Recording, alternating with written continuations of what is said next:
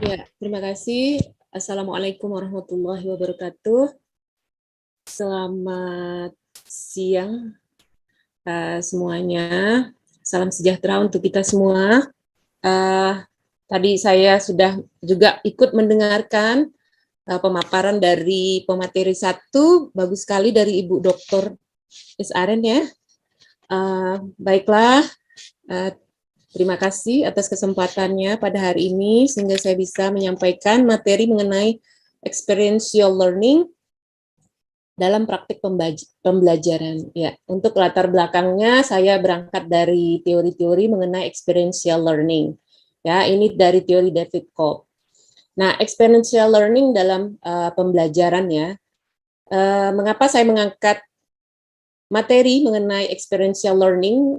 Karena saat ini setelah kita melewati masa pandemi ya, walaupun kita masih sekarang dalam masa peralihan ya setelah pandemi. Nah, ini tadi juga disinggung oleh Ibu Doktor, adanya hybrid learning gitu, pembelajaran tidak hanya secara online dan dapat juga dilakukan secara tatap muka atau offline ya. Nah, seperti yang juga kami alami di pendidikan anak usia dini, karena saya bertugas di program pendidikan guru pendidikan anak usia dini, jadi beberapa PAUD itu pada masa pandemi mereka melaksanakan pembelajaran secara online dan offline ya, walaupun tidak secara kondusif ya. Nah, akan berbeda dengan pembelajaran untuk di SD, SMP, SMA dan di perguruan tinggi. Baiklah. Nah ya, kita akan mengingat dulu ya, kegiatan belajar itu pada dasarnya adalah diarahkan pada perubahan kemampuan intelektual ya, intellectual behaviors. Nah, ini sesuai dengan teori taksonomi Bloom dengan beberapa sahabat-sahabatnya Engelhardt, Kurzweil dan Krathwohl.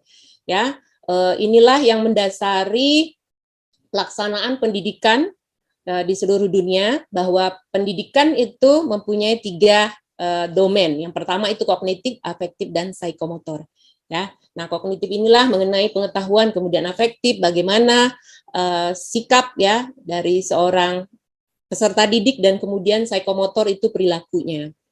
Nah, ini juga tadi disinggung juga oleh Ibu Doktor, berarti saya di sini meneruskan apa yang sudah dijelaskan oleh Ibu Doktor Aren tadi ya, mengenai pernyataan dari UNESCO tentang 4 pilar yang dikemukakan oleh Dellers pada tahun 2001 ya, yaitu tentang learning to know, learning to do, learning to live, dan learning to be. Nah, di sini experiential learning yang saya sampaikan ini berkaitan dengan learning to do, belajar untuk melakukan. Jadi kita tidak saja terpaku pada menghafal, memahami teori-teori, tetapi bagaimana melaksanakan teori-teori tersebut. Ya, kemudian konsepsi dari experiential learning ini ya, ini dikemukakan oleh David Cope ya. Nah, kemudian tokoh-tokoh lainnya John Dewey, Kurt Lewin, dan Jean Piaget itu juga menyampaikan pada dasarnya bahwa pembelajaran eksperiensial ini sangat penting ya, dan ini telah berkembang di Eropa, Amerika Utara, dan Australia, dan di Indonesia juga sudah berkembang. Nah, ini dahulunya ya, karena saya melihatnya dari segi sejarah, kemudian bagaimana pendekatan atau gerakannya, dan ini tentunya berbeda karena ini mengarah pada praktik ya. Kemudian sebagai usaha kognitif dan dapat dilihat sebagai semacam ideologi atau pandangan yang dijadikan panduan untuk menghadapi beragam tantangan dalam pendidikan orang dewasa atau andragogi. Ya, next. Nah, ini ya, teori Kolb ini meliputi 4 tahap siklus belajar. Yang pertama, pengalaman konkret. Ya, jadi pengalaman baru dari situasi yang dihadapi, kemudian ini diwujudkan, ditafsirkan ke dalam pengalaman, ya, pengalaman yang sebenarnya. Jadi dari tahap 4 siklus belajar menurut Kolb ini adalah bahwa seseorang itu harus merasakan secara langsung ya, jadi pengalaman konkret. Kemudian pengalaman pengamatan reflektif. Nah, ini berkaitan juga bagaimana kita merenungi dari pengalaman tersebut, kemudian kita mengkonseptualisasi, artinya kita memikirkan apa yang sudah kita lihat, apa yang sudah kita lakukan gitu ya, kemudian kita bentuk dalam sebuah konstruktif. konstruksi ya. Nah, kemudian adanya eksperimen aktif. Di sini peserta didik menerapkannya ke dunia di sekitar mereka untuk melihat apa hasilnya. Artinya ini berkaitan dengan penerapan. Di sini saya banyak memaparkan mengenai konsep. Nanti ketika tanya jawab mungkin bisa lebih ke prakteknya ya. Nah, ini pembelajaran experiential learning ini. Oke, ini dikembalikan lagi. Mohon maaf moderator, saya belum ini ya. Diteruskan lagi, next. Tadi ini kembali lagi moderatornya. Lagi belum? Oke, ya. Nah, di sini ya, teori Kolb ini menyarankan bahwa experiential learning ini adalah menggabungkan pengalaman, persepsi, kognisi, dan perilaku. Artinya, dari experiential learning, sebelum kita melakukan praktek, kita itu sudah harus mengetahui dulu dasarnya, ilmunya, panduannya. Jadi, seseorang itu akan bisa melakukan praktek ketika dia sudah tahu, ya, sudah tahu dengan ilmunya. Jadi, praktek itu tidak akan berjalan dengan baik ketika kita tidak tahu dengan teorinya. Jadi, teori itu perlu ya. Teori itu sebagai panduan. Nah, di sini persepsi. Persepsi ini berarti pandangan, sudut pandang dari seseorang dalam melaksanakan sesuatu. Nah, kemudian kognisi ini berkaitan dengan pengetahuan yang dimilikinya. Jadi, bangunan pengetahuan yang sudah dimiliki dalam pikirannya itu, ini akan mempengaruhi bagaimana cara dia bekerja melakukan sesuatu. Dan kemudian perilaku ini tentu saja. Artinya bagaimana dia menanggapi, merespon, dan melakukan sesuatu gitu ya terhadap apa yang sudah dipelajarinya. Nah, karya David Kolb ini sangat berpengaruh ya, dan ini ada beberapa siklusnya. Nah, ini berkaitan experience, reflect, think, dan act. Jadi seseorang itu akan mengalami empat fase gitu ya. Pertama akan mengalami, kemudian dia akan merefleksi, dia akan berpikir, dan dia akan melakukan. Ketika seseorang sudah mendapatkan pengalaman, ya, dia akan memikirkan sesuatu, dia akan merenung bagaimana tentang sesuatu itu. Kemudian dia akan membentuk suatu pemikiran di dalam otaknya yang akhirnya disusunnya sehingga dia bisa melakukan sesuatu. Ya, contohnya seperti ini. Ketika seorang anak melihat ibunya sedang memasak gitu ya. Nah, itu kan pengalaman. Kemudian anak ini merenung bagaimana cara ibunya ketika menjerang air dan seterusnya. Seperti itu. Ini kembali lagi ya. Oke, ini sepertinya kembali lagi tuh. Oke. Lanjut. Ini sudah ya, moderator. Nah, tokoh lain yang memaparkan juga tentang teori dari experiential learning ini, yaitu John Dewey ya. Ini di awal John Dewey, seorang filosof ya, pada abad ke-20. Nah, bukunya itu tentang experience and education ya. Nah, jadi pengalaman dan pendidikan pada tahun 1938 ya. Nah, tetapi dari argumennya Dewey ini bahwa pengalaman itu ada yang mendidik dan ada yang tidak mendidik. Nah, tetapi karena kita di sini ada dalam dunia pendidikan, itu diarahkan pada pengalaman yang mendidik. Ketika pengalaman itu kurang mendidik, ya artinya tidak bersifat educatif, itu akan menghambat ya, menghambat apa? Menghambat perkembangan ya moral seseorang. Makanya ini dikemukakan oleh John Dewey. Lanjut. Jangan kau balik lagi ke depan. Belakang kalian semua sana. Oke. Nah, tujuan dari pembelajaran experiential learning ini adalah untuk belajar dari kesalahan. Maksudnya seperti ini. Ketika kita belum mengetahui sesuatu gitu, kita cenderung akan salah melakukan sesuatu ya. Nah, kemudian dari experiential learning ini kita diharapkan bisa memahami konsekuensi. Ketika kita tidak melaksanakan sesuatu sesuai dengan aturan mainnya, sesuai dengan prosedur, maka kita harus tahu apa konsekuensinya, apa akibatnya. Nah, kemudian dari experiential learning ini juga bertujuan untuk pada target pencapaian, artinya adanya hasil. Ya. Nah, experiential learning ini membutuhkan kesadaran ya, kesadaran. Artinya ada awareness dan penilaian dari diri sendiri. Jadi ketika kita akan melakukan praktek gitu ya, membuat sesuatu, menghasilkan sesuatu, kita harus menyadari dulu, kita harus ada kemauan, ada keinginan dari diri sendiri untuk melakukan. Artinya motivasi di dalam diri sendiri itu harus ada. Ya, experiential learning ini dianggap sebagai cara belajar yang efektif karena kita belajar langsung dari pengalaman kita di lapangan ya, dan kesalahan-kesalahan yang kita ketemukan. Nah, pengalaman positif membuat kita merasa senang ya, kita bersemangat untuk belajar. Nah, tetapi kadang-kadang pengalaman negatif dapat juga menghambat pembelajaran. Ya, diharapkan dari pengalaman negatif nanti kesalahan, pembelajar itu dapat memperbaiki kualitas pembelajarannya.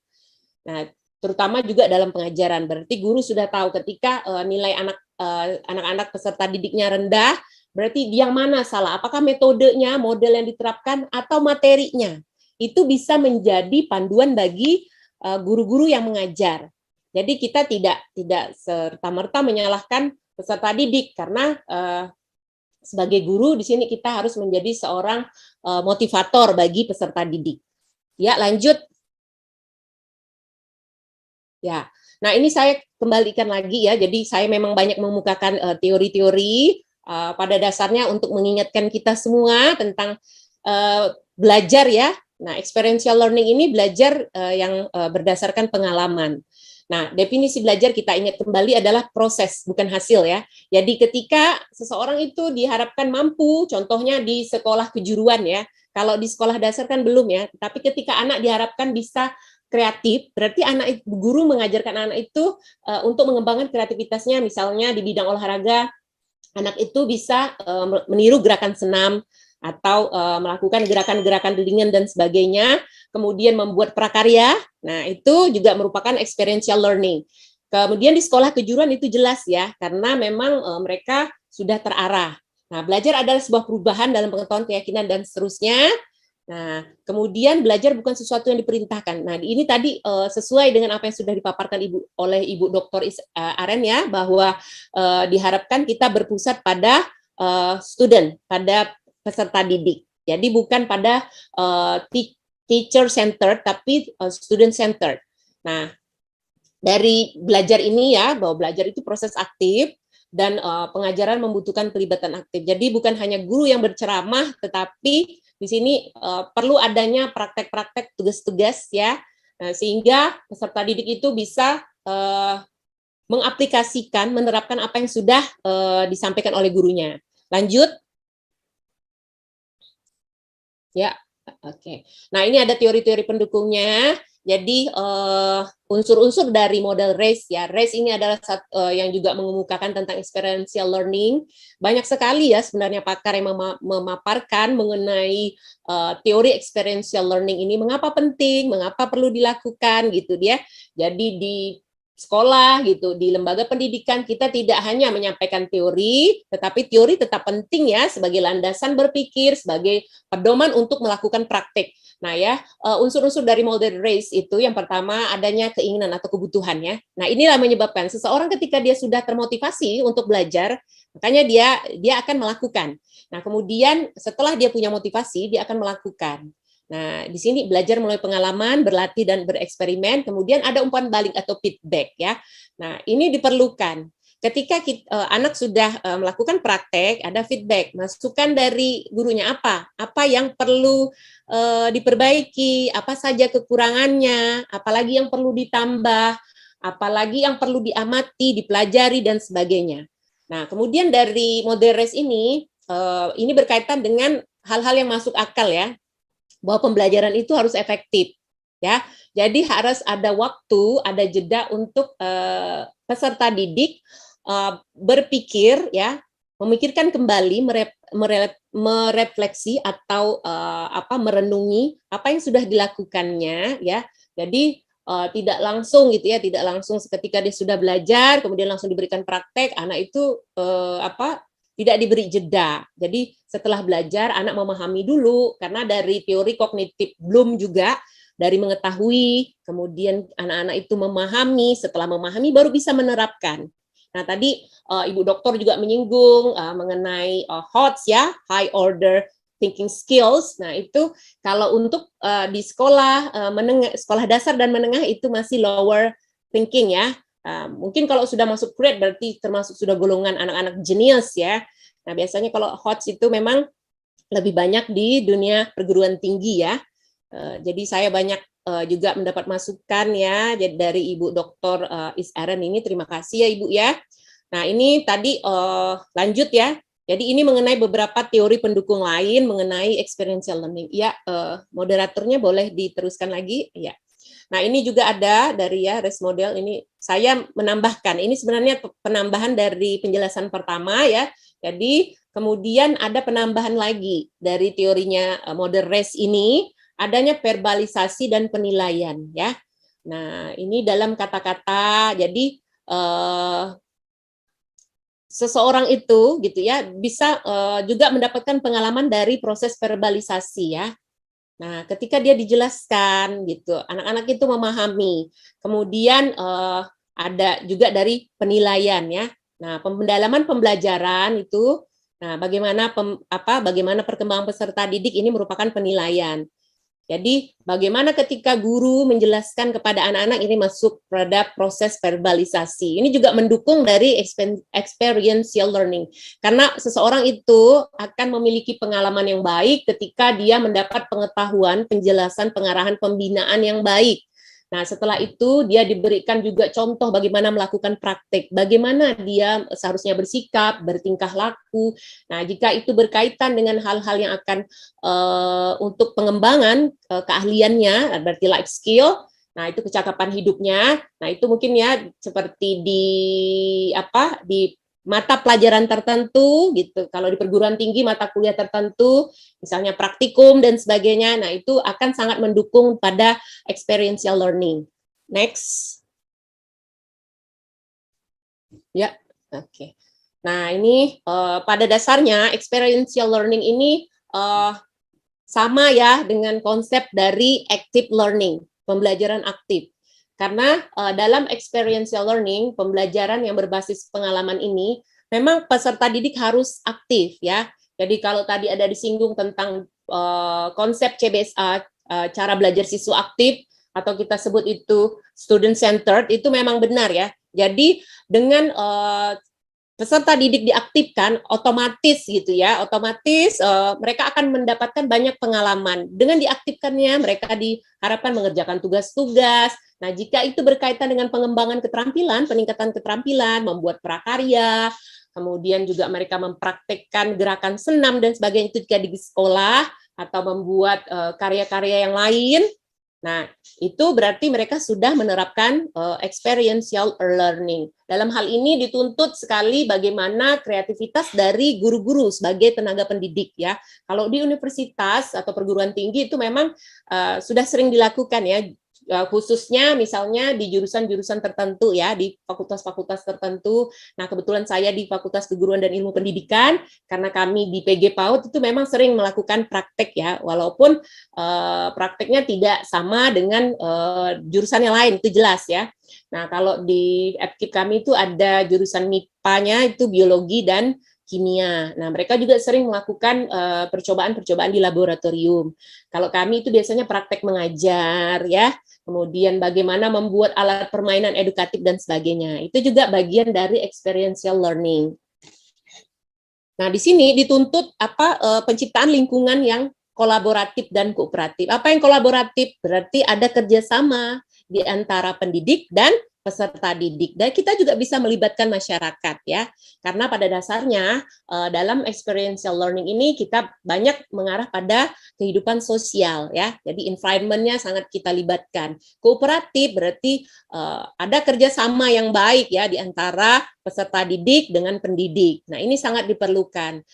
Kita juga teringat dengan teori dari quantum teaching. Jadi pembelajaran itu memotivasi. Jadi pembelajaran yang menyenangkan, ada istilah PAIKEM, ya, pembelajaran aktif, inovatif, kreatif, efektif, dan mandiri. Nah, itu memang sudah lama ya. Jadi sebenarnya di dalam bidang ilmu pengetahuan ini, dalam bidang pendidikan, semuanya saling berkaitan. Apa yang sudah dijelaskan oleh Ibu Dr. Is-Aren tadi itu adalah mengenai tantangan ya di globalisasi pada masa abad 21 ini. Nah, ini juga adalah bagian dari apa yang sudah dijelaskan oleh Ibu Dr. Is-Erin ya, bahwa experiential learning ini sangat dibutuhkan. Jadi bukan hanya sekedar teori, tetapi praktek itu sangat penting. Selanjutnya, nah ini sudah ya, sebenarnya pada dasarnya sudah, ini hanya adalah saya memaparkan teori-teorinya, 4 hal yang mencakup 5 langkah ya dari teorinya Kolb ya, David Kolb itu harus ada aktivitas ya. Seseorang itu akan mengalami experiential learning ketika mereka itu ada aktivitas, kegiatan. Kemudian dalam kegiatan tersebut nanti mereka akan berbagi pengalaman ya. Nah, mereka bersosialisasi, setelah itu mereka berproses ya. Nah, mereka akan dapat menentukan prioritas. Ya, di sini kemampuan berpikir, critical thinking ya. Nah, berpikir kritik. Kemudian peserta mengeneralisasi. Nah, mereka membuat kesimpulan, mereka mereka menetapkan sesuatu gitu ya. Nah, tentang apa yang sudah dilakukan. Nah, mereka bisa mengambil kesimpulan, mereka bisa mempunyai panduan pedoman ketika nanti mereka akan melakukan kegiatan selanjutnya yang dalam prosedur yang sama, mereka itu sudah tahu caranya. Kemudian mereka juga bisa mengembangkannya kembali ke dalam situasi baru. Artinya apa yang sudah mereka pelajari di sekolah, di kampus, itu bisa mereka terapkan lagi pada situasi baru di masyarakat dalam kehidupan sehari-hari. Inilah yang diharapkan dari experiential learning. Dengan adanya pengalaman, belajar dari pengalaman ini, di sekolah sudah ada praktek, adanya praktikum dan sebagainya.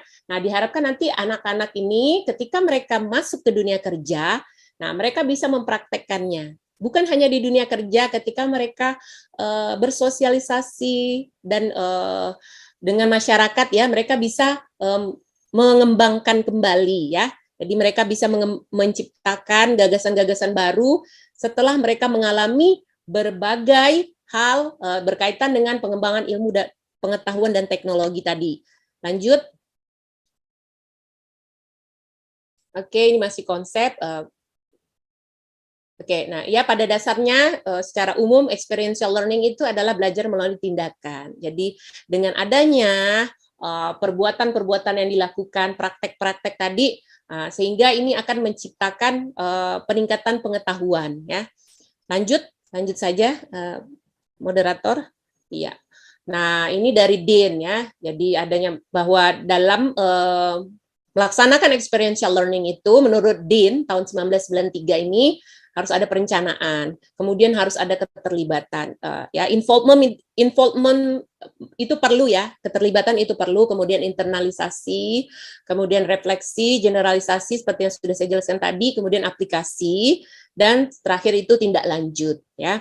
Nah, tindak lanjut ini berkaitan dengan penilaian dan perencanaan. Nah, untuk guru-guru sekolah biasanya kan mereka melakukan PTK ya, penelitian tindakan kelas. Nah, ini guru-guru bisa melakukan PTK ya di kelas itu, melihat bagaimana dengan diterapkannya model collaborative learning, kemudian experiential learning, banyak sekali. Pada dasarnya ini hanya perbedaan pandangan mungkin ya, persepsi dari beberapa ahli. Ada yang menyatakan bahwa experiential learning ini sebagai model, ada yang menyatakannya sebagai metode, dan ada yang menyatakannya pendekatan.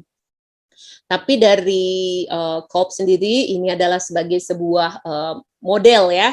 Nah, kalau kami di PG PAUD ya, karena saya memang bertugas di pendidikan guru pendidikan anak usia dini, itu kalau di PAUD itu ada 4 model gitu ya. Ada BCCT, sentra dan lingkaran, kemudian ada pembelajaran sudut, pembelajaran kelompok, kemudian ada pembelajaran pembelajaran sudut, kelompok, kemudian ada lagi yang lainnya gitu ya. Nah, itu contohnya kalau di PAUD. Lanjut. Ya, ini pendidik dapat membantu ya dalam proses belajar dengan memberikan waktu ya. Artinya ada jeda ketika memberikan materi, kemudian memberikan tugas. Nah, tugas itu juga berdasarkan materi, jadi guru pasti sudah mengetahui kompetensi dari siswanya. Kan dari setiap indikator pencapaian itu yang sudah dibuat di RPP itu kan sudah ada ya pasti targetnya. Nah, itu jadi di sini diberikan waktu untuk peserta didik merefleksi ya. Jadi merenungi gitu ya. Kemudian ada mengajukan pertanyaan yang tepat. Itu biasanya ketika guru sebelum memulai pembelajaran ya, menanyakan persepsi, atau sesudah gitu ya, merefleksi ketika sudah selesai pembelajaran, mungkin ya, pada saat reinforcement juga bisa ya. Kemudian mendengarkan peserta didik dengan hati-hati ya. Artinya ketika mereka berargumen, ketika mereka menjawab pertanyaan itu memang pendidik harus mendengarkan peserta didik dengan hati-hati. Nah, kemudian di sini pendidik juga harus merencanakan ya. Merencanakan bagaimana sih memberikan kesempatan kepada peserta didik ya, tadi untuk merenungkan kembali, memahami apa yang sudah dipelajari. Biasanya kan guru menyampaikan materi itu tidak sekaligus gitu diselesaikan ya. Saya kurang tahu ya, karena saya tidak bertugas di sekolah dasar dan menengah gitu ya. Tetapi yang saya tahu, saya juga dulu pernah sekali gitu ya mengajar gitu. Nah, itu biasanya kita memberikan beberapa materi, kita ada beberapa pertemuan tuh ada jeda gitu. Artinya ada waktu untuk anak-anak memahami. Jika masih belum paham, mungkin belum memahami, mereka ada pengulangan materi gitu ya pada reinforcement biasanya setelah kita melakukan tes. Nah, kemudian kita ulangi lagi jika materi itu dianggap masih kurang dipahami oleh peserta didik, karena kita harus melewati tahap yang namanya selain anak-anak mengetahui, kemudian kita juga harus melewati namanya pemahaman. Nah, pemahaman itu memang agak sulit, sehingga setelah mereka melewati namanya fase memahami, barulah mereka memasuki yang namanya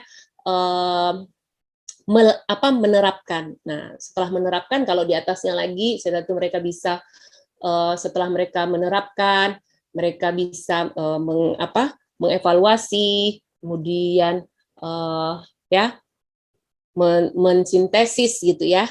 Nah, menganalisis, mensintesis ya, dan mengevaluasi. Selanjutnya,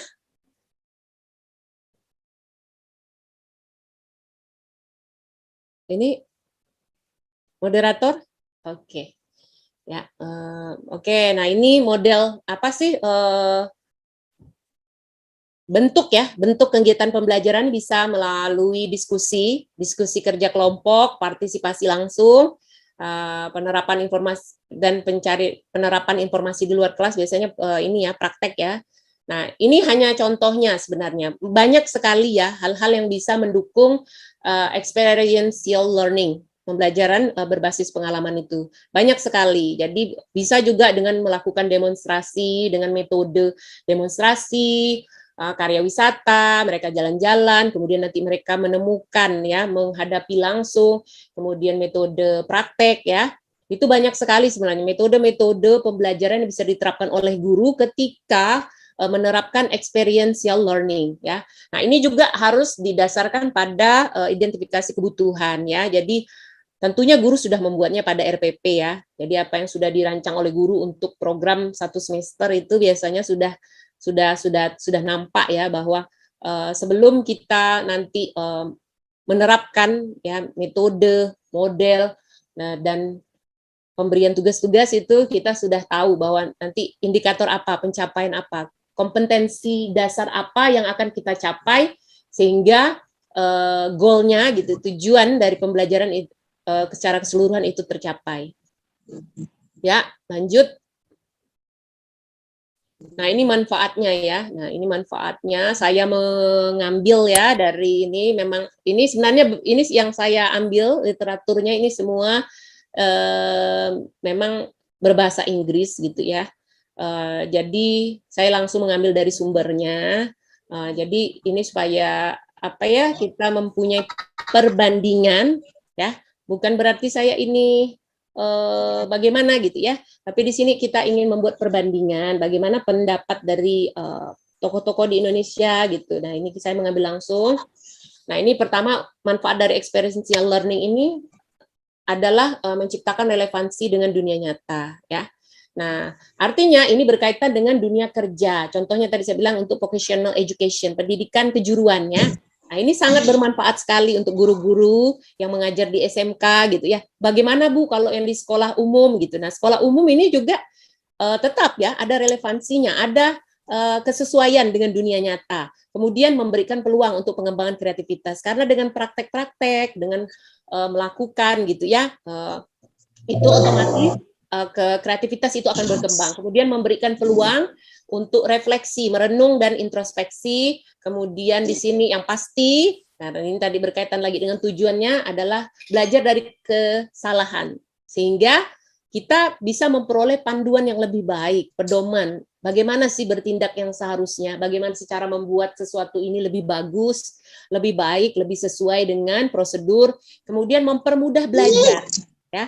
Karena kita tidak hanya menguasai teori, tapi kita juga harus tahu bagaimana ya melakukannya. Nah, ini sangat mempermudah belajar. Jadi siswa tidak hanya paham dengan teori saja. Kadang mohon maaf, tidak semua siswa peserta didik itu memahami ya. Mungkin itulah kadang dalam tahap pengembangan kognitif itu sering ada miss. Nah, ini yang menyebabkan kemampuan setiap anak itu berbeda. Mungkin harus ada pengembangan listening quotient ya, kecerdasan mendengar itu yang harus ditingkatkan. Kemudian orientasi masa depan. Nah, jadi manfaat dari experiential learning ini akan berorientasi, artinya mengarah pada masa depan. Bermanfaat, apa yang sudah dilakukannya itu akan sangat berguna di masa depan. Kemudian mempersiapkan peserta didik untuk kehidupan di masa dewasa. Jadi mereka tahu kalau mereka sudah bisa membuat sesuatu, membuat produk, walaupun ini tidak sama dengan high order thinking skills-nya, teorinya Anderson, muridnya dari Bloom itu ya. Tetapi di sini diharapkan mereka itu mempunyai pengalaman tadi. Jadi paling tidak mereka mempunyai pengalaman dasar bagaimana nanti mereka melakukan sesuatu, mereka sudah punya landasan berpikirnya. Seperti itu. Lanjut, masih ada yang terakhir, moderator. Nah, ini dalam pengajaran ya. Nah, jadi experiential learning dalam pengajaran ini sudah di akhir slide. Mohon maaf jika saya kelamaan ya. Oke, ini guru dapat merancang kegiatan interaktif sesuai dengan tema kelas mereka. Kalau di PAUD itu ada tema-tema. Nah, mungkin di sekolah juga sudah ditetapkan ya materinya apa saja sesuai dengan program semester yang sudah dirancang. Nah, ini di sini dituntut kesediaan guru ya untuk mengelola pembelajaran itu secara kreatif ya, sehingga siswa itu bisa aktif ya, terlibat langsung. Nah, kemudian peserta didik harus dimotivasi untuk mengungkapkan pemahaman mereka. Nah, ini di sini diperlukan adanya diskusi, tanya jawab gitu ya, brainstorming, curah gagasan sehingga peserta didik tahu. Nah, biasanya ada guru yang mungkin lebih senang dengan memberikan tugas gitu ya, pertanyaannya di misalnya membuat PR gitu, Mas.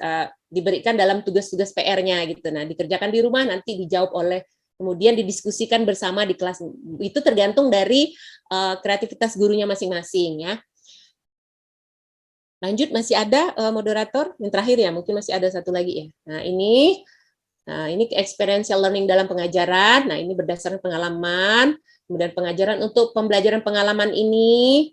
Nah, ada 5 berdasarkan 5 pendekatan dilakukan, yaitu ya, ini ada beberapa hal ya. Nah, bersedia menerima peran sebagai